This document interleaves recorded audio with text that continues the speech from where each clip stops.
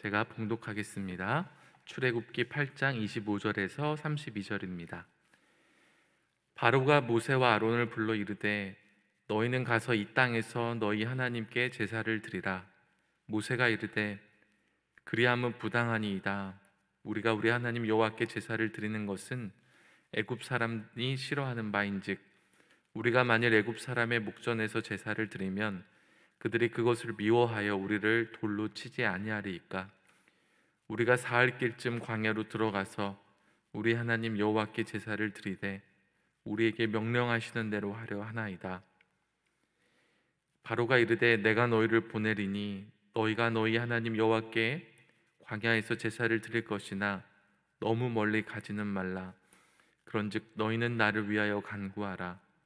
모세가 이르되 내가 왕을 떠나가서 여호와께 간구하리니 내일이면 파리떼가 바로와 바로의 신하와 바로의 백성을 떠나려니와 바로는 이 백성을 보내어 여호와께 제사를 드리는 일에 다시 거짓을 행하지 마소서 하고, 모세가 바로를 떠나 나와서 여호와께 간구하니 여호와께서 모세의 말대로 하시니 그 파리떼가 바로와 그의 신하와 그의 백성에게서 떠나니 하나도 남지 아니하였더라. 그러나 바로가 이때에도 그의 마음을 완강하게 하여 그 백성을 보내지 아니하였더라. 아멘. 오늘 말씀은 하나님께서 이집트에 내리신 네 번째 재앙, 파리 재앙에 대한 말씀입니다. 이 파리 재앙이 얼마나 괴로웠던지 완악했던 바로가 모세와 아론을 불렀습니다. 그리고 적절한 타협안을 제시합니다. 너희는 가서 이 땅에서 너희 하나님께 제사를 드리라. 이스라엘을 광야로 보낼 순 없고 이집트에서 제사를 드리게 할 테니 재앙을 멈춰달라는 것입니다. 하나님은 분명히 이스라엘 민족이 이집트에서 벗어나 광야에 가서 제사를 드리라고 하셨는데 바로는 자기 식대로 지금 생각하고 타협안을 제시하고 있습니다. 제사하려면 여기서 해라. 여기서 이스라엘 민족을 보낼 수 없는 바로의 심정을 볼 수 있습니다. 26절에서 모세는 바로의 제안이 부당하다고 말합니다. 우리가 우리 하나님 여호와께 제사를 드리는 것은 애굽 사람이 싫어하는 바인즉 우리가 만일 애굽 사람의 목전에서 제사를 드리면 그들이 그것을 미워하여 우리를 돌로 치지 아니하리이까. 모세는 당시 이집트 사람들의 종교적 민감성을 이유로 바로의 제안을 거절합니다. 바로도 그것을 인정하는 듯 보입니다. 그러고 나서 모세는 하나님께서 명하신 대로 사흘 길쯤 광야로 들어가 그들의 하나님 여호와께 제사를 드리겠다고 말합니다. 파리 재앙 때문에 바로는 어쩔 수 없이 수용하게 됩니다. 물론 그것은 진정한 수용이 아니었습니다. 재앙을 피하기 위한 표면적인 거짓말이었습니다. 그러나 그의 말 속에서 그의 진심을 발견하게 되는데요. 28절을 보십시오. 바로가 이르되 내가 너희를 보내리니 너희가 너희 하나님 여호와께 광야에서 제사를 드릴 것이나 너무 멀리 가지는 말라. 이 너무 멀리는 가지는 말라. 이게 바로 바로의 진심입니다. 바로가 이스라엘 민족을 보낼 수 없다는 얘기입니다. 왜 보낼 수 없었을까요? 이스라엘이 양질의 거대한 노동력이었기 때문입니다. 바로는 이스라엘을 인격으로 대하지 않았고 노동력으로 보았습니다. 사람을 사람으로 대하지 않고 인격으로 대하지 않고 도구처럼 여기는 일은 인류 역사에 늘 있어 왔는데 굉장히 심했습니다. 만연했습니다. 지금 노예제도가 거의 폐지됐지만 여전히 이런 제도가 있는 나라들이 있습니다. 바로에게 이스라엘이 엄청난 노동력이었기 때문에 보낼 수 없던 것이죠. 모세는 여호와께 제사를 드리는 일에 다시 거짓을 행하지 말라고 말하며 바로를 떠나 여호와께 간구하였습니다. 그러자 파리떼가 이집트를 떠나 하나도 남지 않았다고 말씀합니다. 그러나 바로는 이때에도 마음이 완강하여서 백성을 보내지 않았습니다. 힘들 때는 약속하고 나아지니까 다시 거짓을 행하는 겁니다. 마음이 바뀌는 겁니다. 오늘 본문에서 이스라엘들은 하나님과 바로의 팽팽한 긴장감을 볼 수 있습니다. 하나님은 이스라엘을 내보내라고 하시고 바로는 못 보낸다고 버티고 있습니다. 물론 힘은 하나님께 기울었습니다. 바로는 하는 수 없이 항복하는 척하면서 거짓말하면서 버티는 것뿐입니다. 하나님께서 이스라엘을 내보내라고 하시는 목적은 제사였습니다. 반면에 바로가 이스라엘을 못 보내는 이유는 노동력 때문이었습니다. 저는 오늘 이 시간 제사와 노동력에 대해서 한번 생각해 보기 원합니다. 창세기에 노아의 홍수 사건이 나오는데 정말 비슷한 이야기가 바벨론에도 있었습니다. 길가멜의 서사시에 보면은 비슷한 이야기가 나옵니다. 그런데 비교해 보면 중요한 차이점도 있는데요. 그 중에 하나가 바로 신이 인간을 창조한 이유입니다. 메소포타미아의 종교 전통에서 신이 인간을 만든 목적은 일을 시키기 위해서였습니다. 신이 일하기 귀찮으니까 일을 시킬 인간을 창조한 겁니다. 홍수를 일으킨 이유는 길가멜의 서사시에서 신이 홍수를 일으킨 이유는 인간이 하도 시끄럽게 하기 때문이었습니다. 굉장히 조금 신이 우스꽝스럽게 나오긴 하는데요. 반면에 이스라엘 하나님 여호와께서 인간을 창조하신 이유는 다릅니다. 하나님께서 왜 인간을 지으셨을까요? 그것은 바로 사랑하기 위해서입니다. 하나님은 사람을 사랑하고 또 사람에게 사랑받기 위해 창조하신 겁니다. 오늘 본문에서는 제사를 드리게 하기 위해 내보내라고 하시는데 이 제사 드림이 목적인데요. 왜 이 제사의 그 핵심은 뭘까 찾아보면 제사가 쉽게 우리에게 더 익숙한 용어로 하나님을 높이고 영화롭게 하는 예배인데요. 예배의 목적은 또 뭘까? 그것은 바로 사랑입니다. 우리가 예배를 드리면서 느끼게 되는 게 뭐냐면 예배는 하나님을 위한 것이면서 동시에 예배자인 우리 자신을 위한 것이구나. 다시 말하면 예배는 하나님과 하나님의 백성들의 만남이 이루어지는 곳이에요. 그러니까 하나님이 원하는 거는요, 백성의 사랑이지 제사의 행위가 아니라는 거예요. 가축들 드리는 거를 기뻐하는 게 아니고 하나님은 사람들이 하나님을 사랑하는 걸 원하신다는 거예요. 이게 창세기부터 요한계시록까지 일관성 있게 이어지는 내용입니다. 제사라는 행위가 아니라 예배자의 중심이 중요하다는 것을 아벨과 가인의 제사를 통해서 우리가 알게 되죠. 사람들이 예배의 핵심을 또 놓치고 제사라는 행위에 초점을 맞출 때 하나님은 또 사무엘을 통해서 순종이 제사보다 나음을 분명하게 말씀해 주세요. 우리가 다윗을 통해서 우리가 이것을 알 수 있지 않습니까? 하나님께서 이스라엘 민족을 제사를 드리게 하기 위해 광야로 부르셨다는 이 짧은 문장 속에요, 하나님께서 이스라엘을 부르신 이유가 무엇인지가 정확하게 담겨 있습니다. 그렇다면 우리 자신을 한번 돌아볼까요? 우리의 주된 삶이 과연 예배인가 아니면 노동인가? 하나님을 기뻐하는 삶이 내 삶의 중심인가 아니면 일이 삶의 중심인가? 우리나라 사람들은 참 일을 중요하게 여긴대요. 외국 사람들은 누군가에 대해서 알아가고자 할 때 그 사람 뭐 좋아해? 성격이 어때? 이런 걸 이렇게 묻는다고 하죠. 근데 우리나라 사람들은 대번에 그 사람 무슨 일해? 이렇게 직업을 묻는다고 합니다. 직업이 그 사람의 정체성을 가장 잘 보여준다고 생각하기 때문이에요. 근데 가만히 생각해 보면 저도 어쩔 수 없는 한국 사람인가 봅니다. 저도 그냥 누군가에 대해서 뭐 궁금하면은 뭐 하는 사람이야? 이렇게 묻더라고요. 우리가요, 알게 모르게 우리는 일을 통해서 인정받으려고 합니다. 일이 나의 정체성이 되기도 하고요. 일을 통해서 나의 가치를 인정받으려고 해요. 일을 잘하고 싶어 하죠.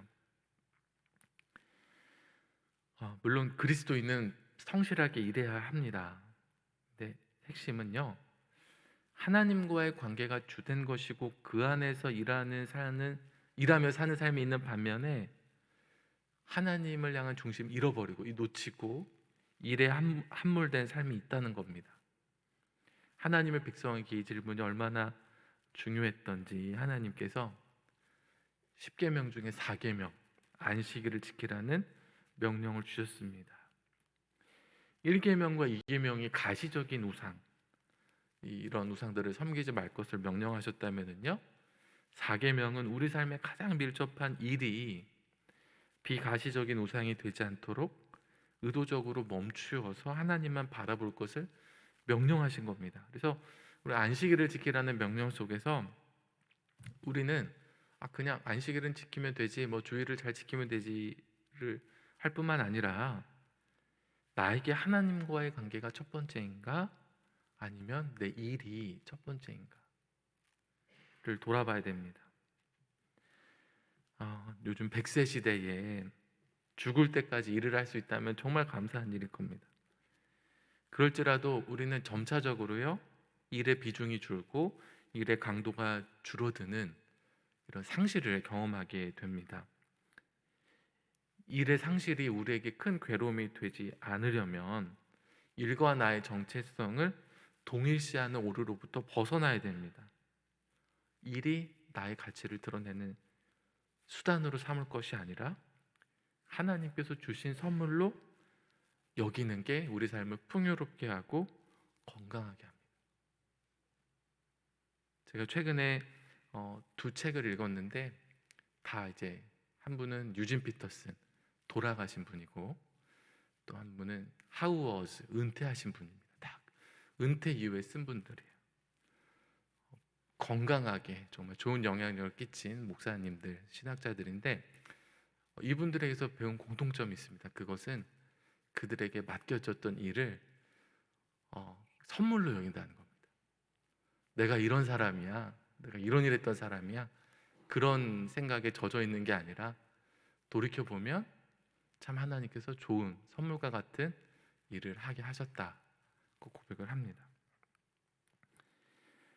지금 우리 삶에도 하나님과 바로의 끈질긴 이 줄다리기처럼 팽팽한 줄다리기, 이 긴장과 갈등과 싸움이 있잖아요. 사단이 어떻게든 우리 성도들의 발목을 붙잡고 놔주려 하지 않아요. 무엇으로부터 막는 겁니까? 하나님께 나아가는 걸 막는 거예요. 왜 이렇게 우리 삶이 바쁜지 하나님을 찾을 시간이 없는 거예요. 아니, 사실은 하나님 아닌 다른 것들을 계속 선택하며 살고 있는 겁니다. 예배에 나온 시간에도요, 예배 드리는 순간에도 자꾸만 이 분주한 일들을 생각하느라고 하나님께 집중하지 못하는 경우들이 있습니다. 심지어 기도의 내용은 대부분 일에 대한 것으로 가득 차 있기도 합니다. 그런데 하나님께서는요, 우리가 하나님께 나오기를 바라시는 거예요. 우리를 사랑하시는 그분이 우리의 사랑을 간절히 기다리고 계세요. 도대체 무엇 때문에 이토록 좋으신 하나님께 나가지 못했던 걸까? 그 하나님의 사랑 안에 머물지 못했던 걸까? 바빠서라면 일 때문인 겁니다. 직장 일, 가정 일, 개인 일.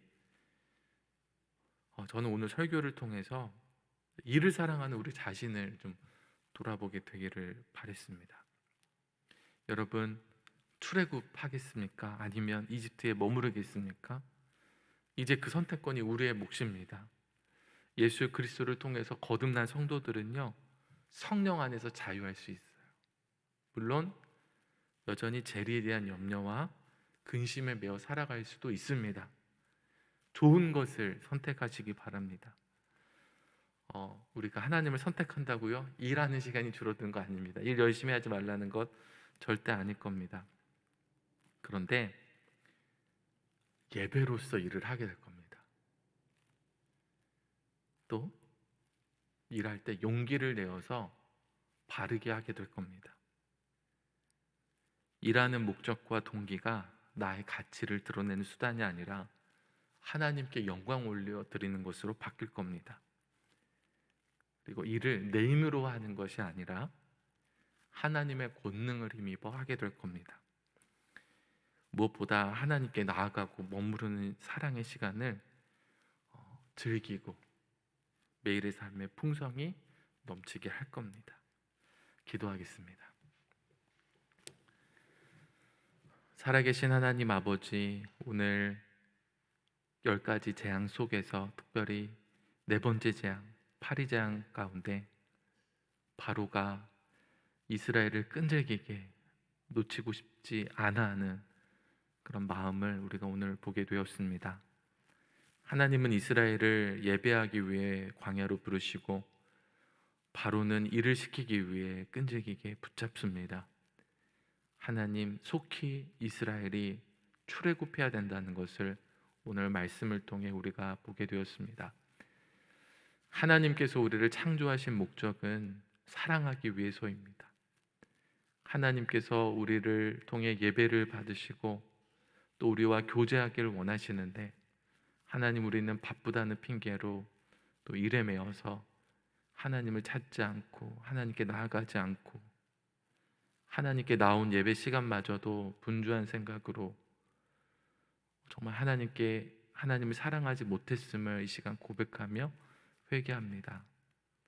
하나님, 우리의 정체성이 일에 있지 않고 노동에 있지 않고 하나님을 사랑하는 것에 있기를 원합니다. 우리가 똑같이 일을 열심히 성실하게 하며 살지라도 우리가 일에 함몰되지는 않기를 바랍니다. 하나님의 자녀로서, 하나님의 백성으로서 일하게 하여 주시옵소서.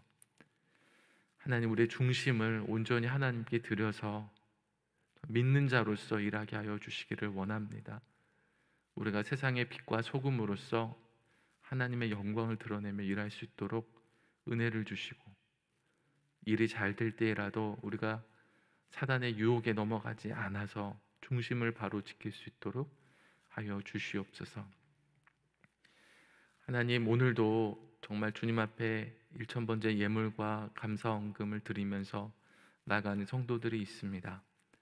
하나님, 이 예물을 귀하게 받아주시기를 원합니다. 그리고 하나님께서 축복하여 주시옵소서. 기도 제목들을 아신 하나님, 선하게 응답하여 주실 줄 믿습니다. 또 기도를 들어주신 하나님, 무한 감사드리며 하나님께 온전히 영광 올려드리기를 원합니다. 하나님, 오늘 이 아침에 기도하며 나아갈 때에 하나님을 더욱더 사랑하는 마음으로 주님 안에 머무르게 하여 주시옵소서. 진정으로 하나님을 사랑하기 원합니다. 자꾸만 다른 일에 우리의 시선이 빼앗기지 않고 정말 하나님의 사랑을 듬뿍 느끼고 또 우리가 하나님을 사랑하는 이 아침 기도 시간이 되게 하여 주시옵소서. 우리 수표교 교회를 위해서 기도합니다.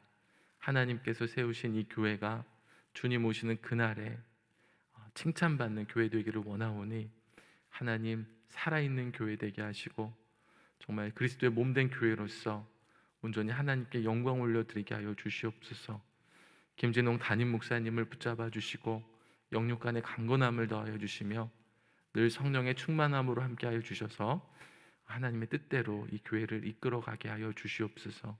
모든 교육자들에게도 동일한 은혜를 허락하여 주셔서 정말로 온전히 쓰임받고 온전히 교회를 섬기는 교육자들이 되게 하여 주옵소서.